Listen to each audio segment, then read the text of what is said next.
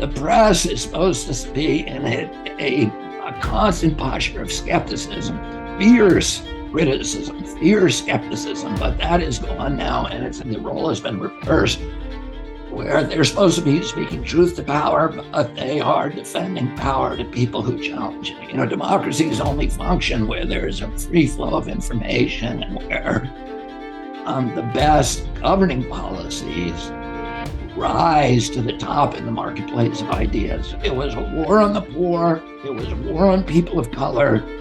It was a war on all of our values.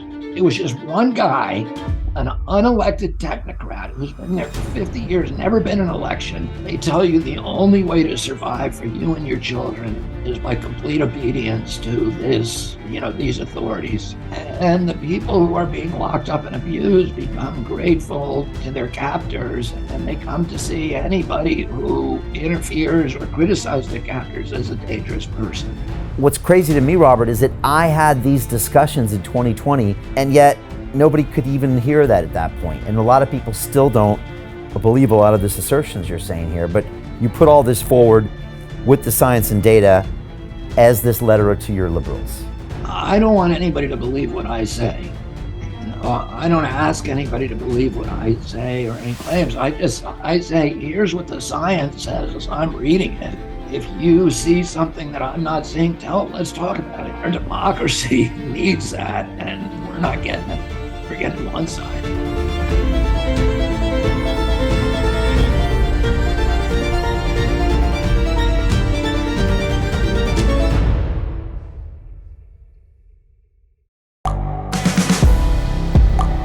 The world is changing.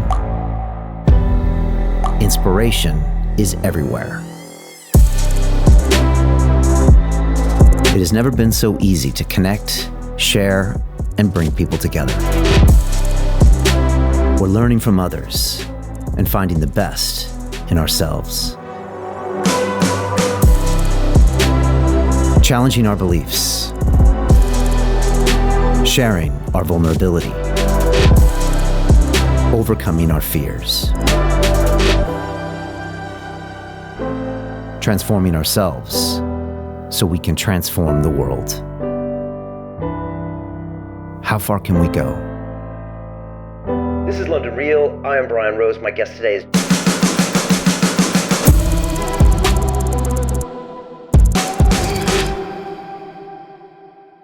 This is London Real. I am Brian Rose. My guest today is Robert F. Kennedy Jr., the attorney, environmental activist, author, and nephew of former U.S. President John F. Kennedy.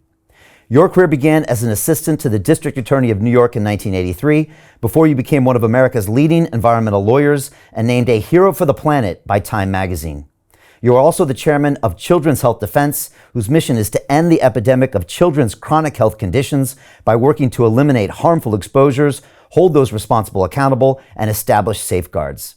For the last 2.5 years, your focus has been on the U.S. government and World Health Organization's actions in response to the COVID-19 pandemic. You believe that scientifically proven treatments for COVID were overlooked in favor of a mass vaccine agenda that has lined the pockets of big pharmaceutical companies and contributed to higher infection rates. As an author, your bestseller, The Real Anthony Fauci, sold over 1 million copies despite extreme censorship and is set to be turned into a documentary film later this year. While your most recent book, A Letter to Liberals, explores the influence Big Pharma had on government mandates and the dwindling values of the Democratic Party. Robert, welcome back to London Real. Brian, thanks for having me, and thanks again for that really groundbreaking interview that we did in May of 2020, I think 2 years ago, when you were one of the few people in mass media who was willing to look critically at some of the issues at that time. And I think you, at that time, were kind of a skeptic about me and, a lot of the stuff that I was saying. But we had this wonderful discussion there that a tremendous number of people ended up seeing, and it changed a lot of people's minds.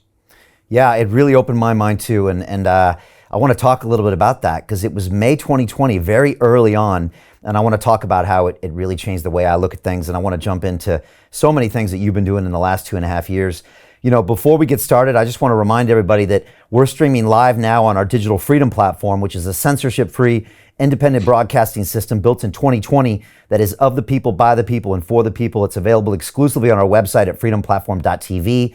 Can everyone watching now please share this link via the sidebar to any and all of your social media channels, Telegram chats, or email lists? Let me just repeat that. Can everyone watching please share this link now via the sidebar to any and all of your channels? This is important. Simply ask your friends and family to give us 15 minutes and then they can decide. Robert, I pledge to you and everyone watching this that none of this conversation will be edited, censored, removed, or banned, and that anybody in the world can watch the full version of this episode free at freedomplatform.tv. We are forced to stream today on our independent platform because the trillion-dollar technology giants will not publish what we're about to say. And that in itself is very disturbing to me. Here on London Real, we've been a platform for free speech since 2011. And Robert, I'm super excited to have you here today. Like you said, last time was May 4th, 2020. And, I look back on this, Robert, and the title of that episode was My Fight Against Mandatory Vaccinations, Big Pharma, and Dr. Fauci. And again, these are things that people weren't really talking about at the time. People really didn't know much about Fauci. They really weren't thinking about Big Pharma or even vaccinations. They were still trying to digest everything that was going on with lockdown. But you have a history with all of these things, with Fauci, with vaccinations, with Big Pharma. And so strangely, you had already seen, or maybe you could foresee where this was going.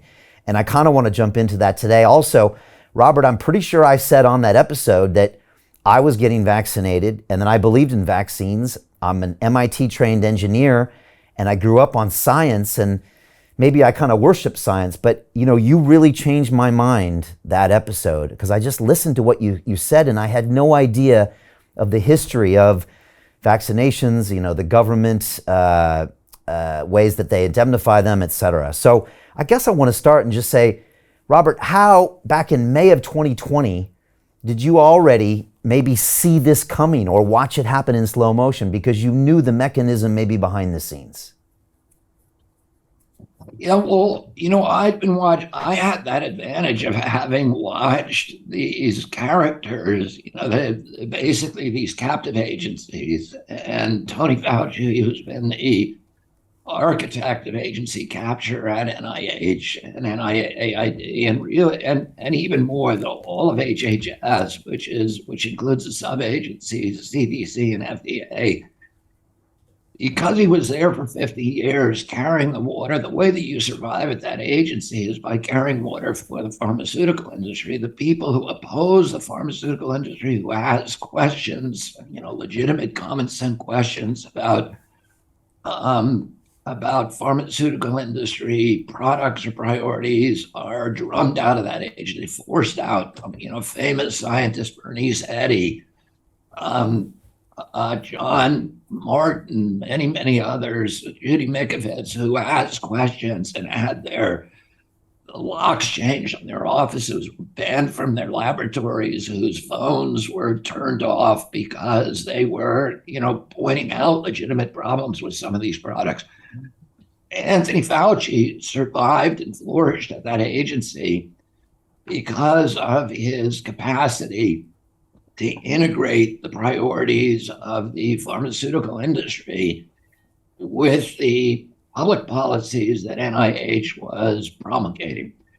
And so I kind of knew the blueprint. And at that time, by April, I already knew something that everybody should have known, which is that the AstraZeneca vaccine, when they tested it on monkeys, did not prevent transmission of the virus, and that the monkeys, even the monkeys who were vaccinated had the same amount of viral loads in their nasal pharynx as the macaques that were vaccinated. And at that point, I said, well, of course, that vaccine will not make it to market. By May, it was very clear they were going to try to sell it to the public anyhow. And so that was very alarming because they were telling the public, this is going to end the pandemic. And, the scientists at that time, people like Luc Montagnier, who had won the Nobel Prize for discovering the HIV virus and who was on my advisory board, he died during the pandemic, tragically. But they were saying, the leading scientists were saying, wait a minute, if you take a leaky vaccine, in other words, one that does not provide sterilized immunity, one where the virus continues to live in the vaccinated host, what you're doing is you're turning all these vaccinated people into factories for escape mutants, for mutated versions of that virus that know how to escape vaccine. And so you're going to be constantly minting these new viruses, and instead of letting people get the disease, treating them for it so that they don't die, they don't get seriously ill with existing drugs, we're basically creating an endless viral cascade where each vaccine is just going to create new forms of the virus. And this was very clear to people when I talked to you, and they were warning about it. You cannot vaccinate with a leaky vaccine in the teeth of a pandemic. You cannot do that. It's going to make things worse. And that's exactly what happened. How did everything play out over the past, 2.5 years as you watched it all happen? Did anything surprise you, happen differently? Did it happen too easily? Like what did you see as you watched it all play out? Well, I never make predictions because I'm not good at it, but I could see kind of the road that we were going down in the direction. And let me just talk for a second about a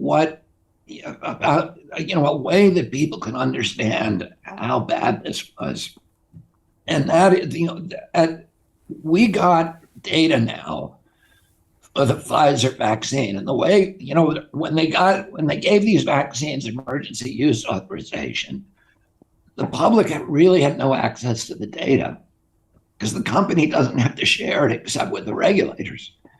We knew the regulators, who I know are corrupt, were looking at the data and were hell-bent on making sure that this mass vaccination program went forward. And let me step back for a second. You know this from reading my book, that the reason they had to kill the really efficacious therapeutic medicines like hydroxychloroquine and ivermectin, and there's literally hundreds of studies now, peer-reviewed, published studies, including placebo-controlled studies, that show that those medications have a profound impact. They reduce hospitalizations, they reduce serious illnesses and deaths by around 70 to 95%. And we knew this very, very early on. But the government, people like Fauci, had to kill those therapeutics. Why do they have to do that? Because there's a little known federal law that says that if there is a existing licensed drug licensed for any purpose that proves itself efficacious against the target disease, it is illegal to give an emergency use authorization to a vaccine to treat that same disease. So if anybody had admitted that hydroxychloroquine is even marginally effective, it would be or ivermectin, it would be illegal for them to license those vaccines. And that was a $100 billion enterprise for them. And as you know, NIH owns half the patent for the Moderna vaccine, which they put in the front of the pipeline. They waived animal studies, and they're going to get half the royalties. So this is tens of billions of dollars in royalties. And not only does the agency get the royalty, but individuals who work for Anthony Fauci, loyal lieutenants who he designates, are each able, and there's at least 4 and maybe 6 of them, they keep this very secret, they each get royalty, what they call patent margin rights. So they're going to collect royalties of $150,000 a year forever, potentially, from those vaccines. So there's a tremendous amount of money involved, not only and power, not only for people like Bill Gates who invested in those vaccines, but also for the agency and even government officials. Now, here's what we know. We got, when the Pfizer vaccine, BioNTech vaccine got its approval, FDA had to release the data upon which it was basing that approval. So it was the clinical trial data. Here's the first trick that they did, really outrageous. If you remember at the beginning, Anthony Fauci was telling everybody, well, we're going to approve this and we're going to rush the market very quickly. We're going to keep the studies going for 5 years because we recognize that there are long-term impacts from vaccines, dangerous impacts, injuries with long diagnostic horizons, injuries with long incubation periods that you will not see in a month or 2 months or 5 months. In fact, there's a 2002 tape of Anthony Fauci out there right now that says you got to go at least 12 years between the clinical trial and actually mass vaccination programs because there are injuries that do not show up until a decade later. And you could have, in his words, mayhem if you try to move faster. So he said, okay, we're going to do 5 years of study. What do? As soon as they started those clinical trials, they started seeing injuries and they started seeing waning efficacy, very fast waning efficacy. And so they shut down the clinical trials after 2 months and they vaccinated the placebo group. Now that is scientific fraud on its face. The FDA should have marched them out of town if it was a functioning agency and laughed at them. But instead, it granted the license and they ended the study with FDA approval. So now we will never know what the long-term impacts of that because the placebo group is gone. They did that after 2 months. But they then, when they went to FDA to get their license, it's the only one that was approved at that time. They gave them 6 months of data. So even though they ended the study after 2 months, they told them what happened to the people who got vaccinated early and people who got vaccinated late. And here's the key metric is all-cause mortality. It's the only thing people should have really been focused on. And there's a graph called S5 in those, which are now publicly available in Pfizer's submission to FDA. And if you look at that graph and at the language that follows, what you'll see is this. And this is very simple for people to understand. They gave 22,000 vaccines approximately to people in the vaccine group and 22,000 vaccine. And then there were 22,000 people in the placebo group who received a fake vaccine. After 6 months, there was 1 COVID death in the vaccine group and 2 COVID deaths in the placebo group. So that allowed Pfizer and FDA to tell the public that the vaccine is 100% effective, which they did. Dr. Fauci and everybody else said that from the beginning. Gates, the president, it's 100% effective because the number 2 is 100% greater than the number 1. So that was a deception in itself because when most Americans, when they heard it's 100% effective, what they think is if I get the vaccine, there's 100% that I will not get sick. I will not get really sick and I will not die. But what it actually means is that in order to prevent 1 COVID death, they have to give 22,000 vaccinations. And what that means is if you're going to give 22,000 vaccinations to prevent 1 COVID death, you better make sure that that vaccine is not killing anybody from other causes. And there's a graph that summarizes all-cause mortality. So how many people died in the vaccine group during that 6-month period, and how many people died in the placebo group? And in the vaccine group, 21 people died over 6 months of the 22,000 of all causes. And in the placebo group, only 17 died. That means if you want to do, if you want to follow their protocols and their estimates, if you take the vaccine, you're 21% more likely to die over 6 months than people who don't, of all causes. You're half as likely to die from COVID. You're 21% more likely to die from some other cause. And if you want to look closer and say, well, what was killing all these extra people? It was cardiac arrest. There were 5 cardiac arrest deaths in the vaccine group and only 1 in the placebo group. What that means that if you take that vaccine, you're 500% more likely to die from a fatal cardiac arrest over the next 6 months than if you don't. What it also means is that for every life they save by preventing a death from COVID, they are killing 4 people from cardiac arrest. And then if you look at the real world data, and the people who've really done a good job of parsing this are my friend Steve Kirsch, and then, the Wall Street genius at Dowd. I hope you can get those guys on your show at one point. But what they've shown is that by looking at insurance data, by looking at Social Security data, insurance data from all over the world, Social Security data, the mortality and morbidity data from CDC and others, that there's been this huge hike in cardiac arrest death and unexplained deaths. There's so many unexplained deaths among adults that CDC has created a new category of death called SADS, which is sudden unexplained deaths.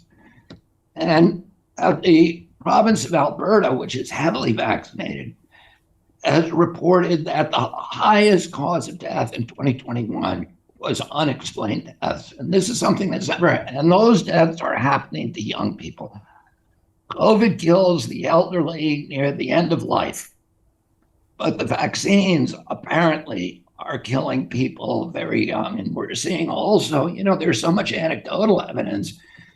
The athletes who are dying, over 1,100 athletes who have died on the field or have suffered cardiac arrest on the field during 2021, the airline pilots who have died in flight, all of these young, healthy people, and particularly athletes who are suddenly dying without any explanation, and medical personnel as well. And the reaction of the media, the social media, and the pharmaceutical industry and the medical cartel has been to censor information about those deaths, to make sure that the public is not seeing what's happening and is not asking questions. It's fascinating for me to watch. First of all, I'm always flabbergasted to hear about the conflicts of interest going on in these agencies. I mean, is there any other field in government and in commerce where the regulators can take part in royalties for some of these, for some of these solutions? It just boggles my mind that could even be tolerated, and that even individuals could profit from some of these pieces or even have shareholdings. It seems like just a massive, obvious conflict of interest. Does that only happen in the healthcare area? I don't hear of, defense contractors. There's conflicts in all of these industries, but I don't think there's any conflicts like there is in health. And what you're saying is right. Listen, I brought over 500 lawsuits as an environmental lawyer. Mainly I was representing Riverkeepers or Waterkeeper Alliance, suing the government, suing polluters. Probably 20% of my cases during that 40-year period have been against government agencies that did sweetheart deals that were illegal for polluters who they were trying to do favors for, because the polluters have used all of these mechanisms that result in agency capture. And the agency is supposed to regulate that industry, becoming sock puppets instead for the regulated industry. And that happens, those dynamics are present with every industry, whether you look at the Nuclear Regulatory Commission, the SEC, the Commerce Department, the Agricultural Department, the USDA is really a captive of big agriculture, of industrial agriculture, and, is crushing small farmers. So you see this everywhere. But with the healthcare, as you point out, it's unique because, first of all, you have agencies that are dependent on industry revenue for their own budgets. FDA gets 50%, 45% of its total budget from the pharmaceutical industry and 75% of its drug regulatory budget. So, I sued EPA probably 30 or 40 times for being captured, for engaging in conduct that showed they were really working for the industry and not for the public health. But imagine if EPA were getting 50% of its budget from the coal industry, it would be impossible. But that's true, and people would laugh and say, "Well, that's ridiculous." The mercantile functions, the mercantile, incentives to that industry are of course going to overwhelm and subsume the regulatory functions, and that's what's happened with the public health agency. CDC has a $12 billion annual budget. About $5 billion of that goes to purchasing vaccines from the people it's supposed to be regulating. So there's all kinds of sweetheart deals, and they set the prices at which they purchase those vaccines, and then distributing those vaccines to the public. So if you're at CDC, you do not get salary raises and promotions by finding problems with vaccines. You get your promotion by increasing uptake, whatever the impact is. Nobody ever looks at the impact. Nobody ever looks at a vaccine and says, is this vaccine killing more people, averting more problems than it's causing? Those studies are literally never done. When they were done in 2017, the Danish government did that study for the number one vaccine in the world, the DTP, diphtheria, tetanus, and pertussis vaccine, and which is banned, not banned, but it's been discontinued in the European countries and the United States, but we still give it, by Bill Gates and WHO give it to 161 million African children every year.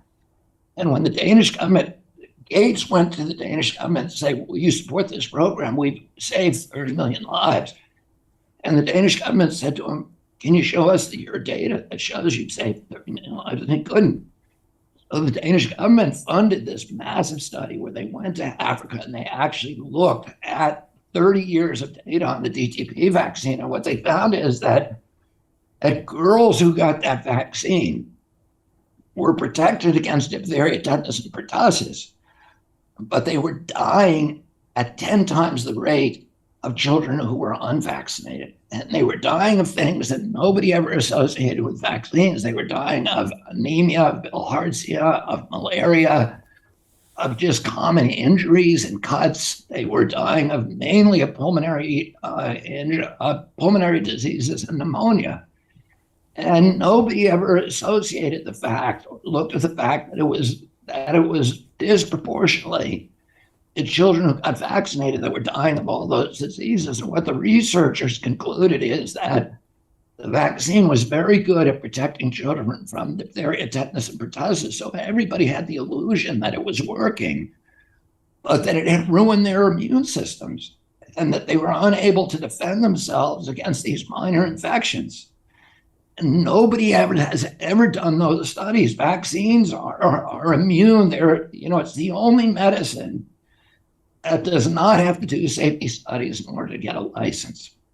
So when we sued the federal government in 2018, myself and Aaron Ziri, because for many years I was saying not one of the 72 vaccines that is currently mandated for American children, the 72 doses of 16 vaccines, not one of them has ever had a placebo-controlled study or a study that looks at health outcomes, all-cause health outcomes in vaccinated population against a similarly situated unvaccinated population. Those studies are basic to every other medical product, but with vaccines they're waived.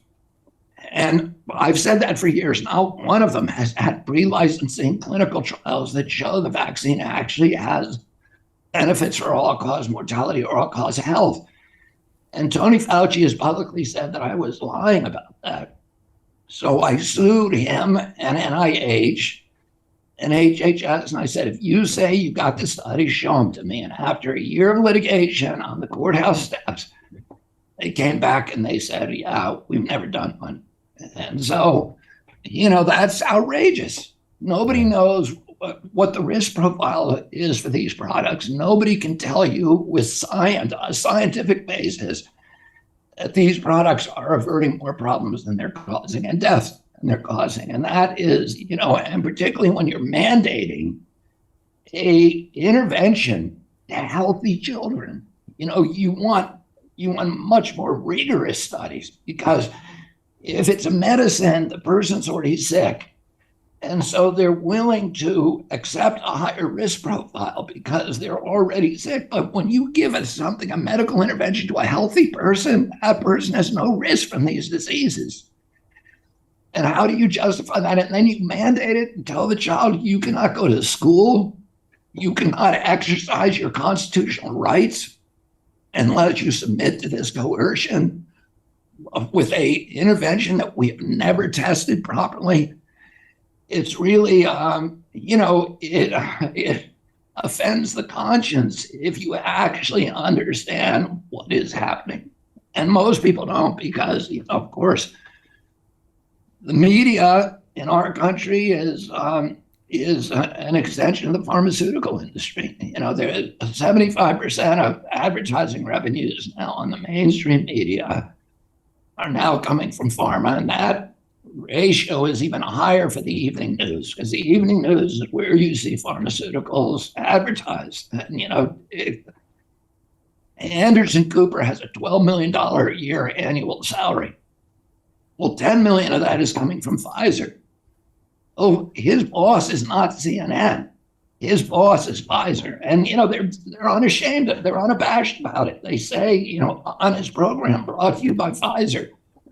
Of course, he's not going to tell you the truth about Pfizer's product. He's going to try to sell them to you. He's going to try to scare the hell out of you by saying, if you don't get this, you're going to die.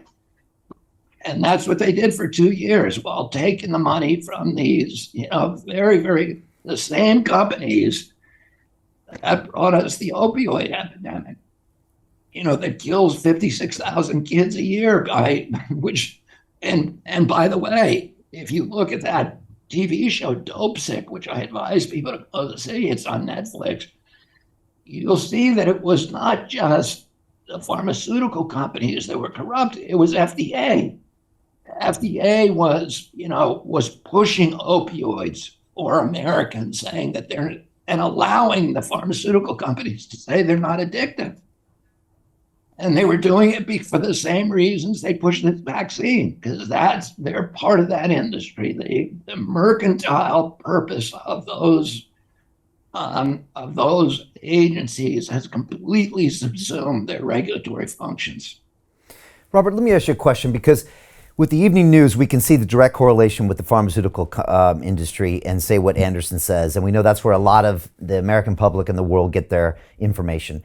The government obviously has its own ties to the business through these health officials. What about big tech? Because I got strike after strike on my YouTube channel back in 2020. I was forced to create this digital freedom platform because we could not stream episodes with you, with all sorts of other people that were saying the same things you were saying. You have been banned, shadow banned, and blocked by Facebook, by Instagram. I watched over the years. How does big tech fit into this whole piece of the pie? Because obviously it's very hard to see a direct correlation. So yeah, how does that work? There are three reasons why big tech is censoring us, that I can see. One is the technology companies have deep relationships with the pharmaceutical industry. So Google owns 3 vaccine companies. Google's parent company, which is called Alphabet, is a vaccine maker. They own 3 companies that are making vaccines, including, universal flu vaccines and COVID vaccines. And all of these companies make a substantial part of their revenue with side deals with pharmaceutical companies by, one thing that they do is that they're monitoring your health. They're watching you with, Siri and with what you order, and those algorithms are telling them if you're sick, if you're likely to buy a drug. And then they do targeted advertising, and that's a partnership. In some cases, they're actually letting the pharmaceutical company like GlaxoSmithKline has a deal with Google, where I think it's a $76 million deal, where they are actually running part of that, that program to mine the users for medical vulnerabilities that they can exploit. That's one issue.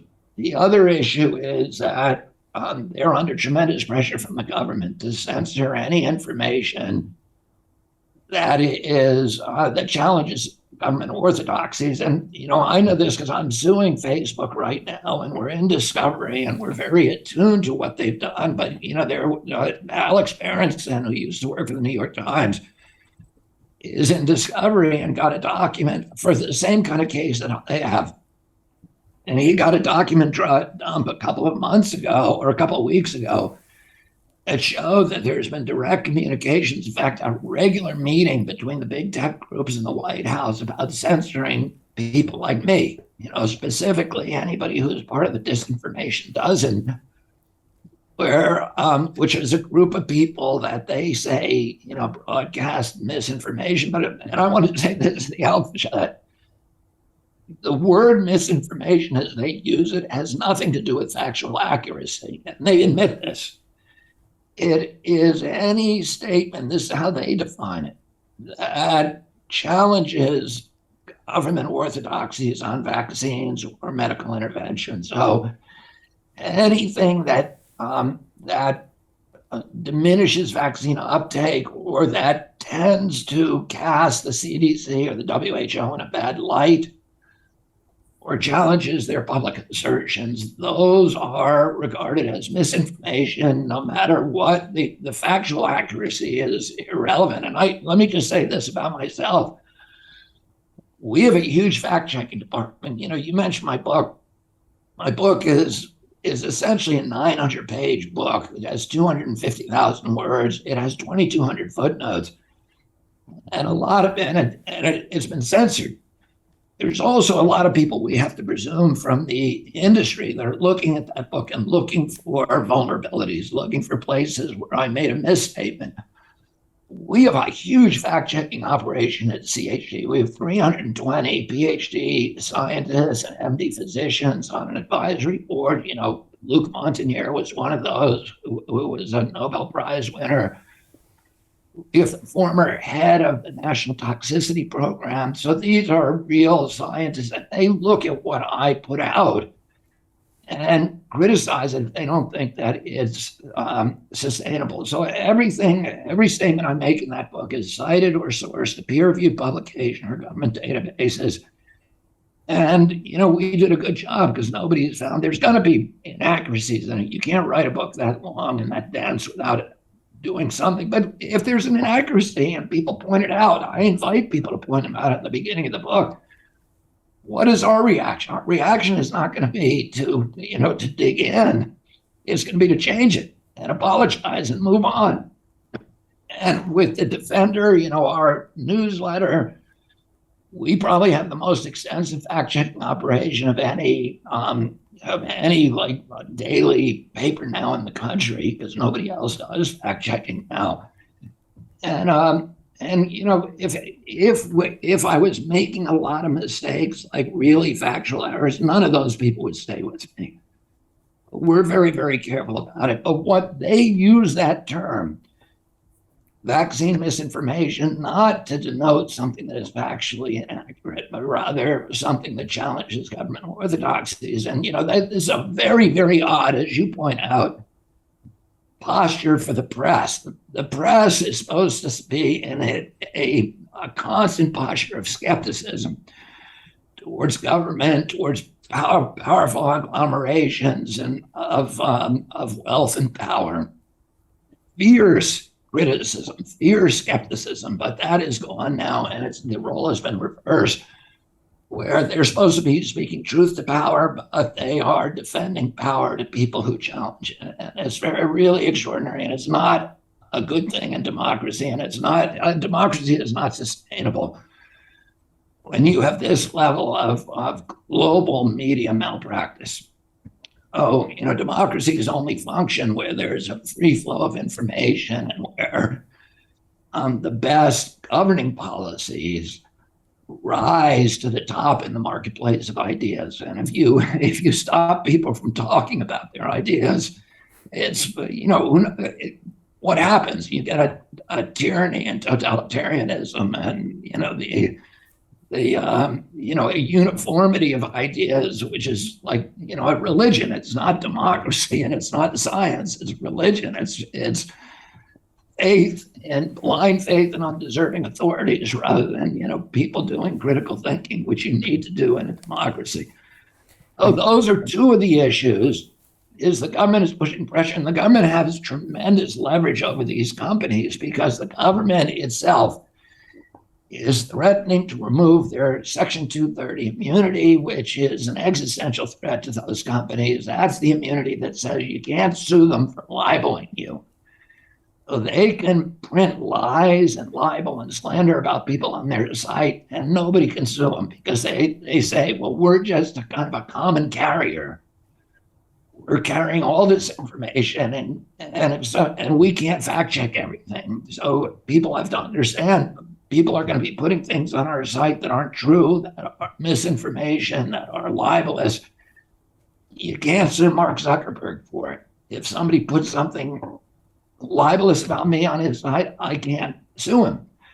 Section 230. And so the government is threatening to take that from them if they don't censor people like me. Right. And that's an existential threat. And then the third thing, and I think this is the toughest thing for people to swallow, but you really need to read my book, and particularly the last chapter of the book. But there's a deep involvement of the intelligence agencies in this project. And in managing the pandemic and using the pandemic as a pretense to advance the biosecurity agenda, which is this, ultimately the substitute for the erection of a surveillance state and complete control of the population, which necessarily means the abolition or the diminishment of traditional constitutional rights, freedom of religion, freedom of speech, freedom of association, jury trials, et cetera, which have all come under attack during the last year. But what I show is a lot of this was purposeful, that they drilled it again and again and again. The CIA drilled it with hundreds of thousands of first responder workers from Europe, from the United States, from Canada, from Australia. And that it has nothing to do with public health. It's about using, militarizing pandemic response, monetizing pandemic response. And these agencies also are deeply embedded in Silicon Valley through In-Q-Tel, which is the investment arm of the CIA. And it was DARPA, the Defense Department, that created the ARPANET in 1989. Or 1979, rather. And then, In-Q-Tel, which is the CIA investment fund, went out to Silicon Valley with both technology and with money and with federal contracts, and invested in some 3,000 companies out there. And the CEOs of those companies signed state security agreements, which means they cannot talk about their relationships with the agency, as a condition for receiving that money. To continue watching the rest of the episode for free, visit our website londonreal.tv or click the link in the description below.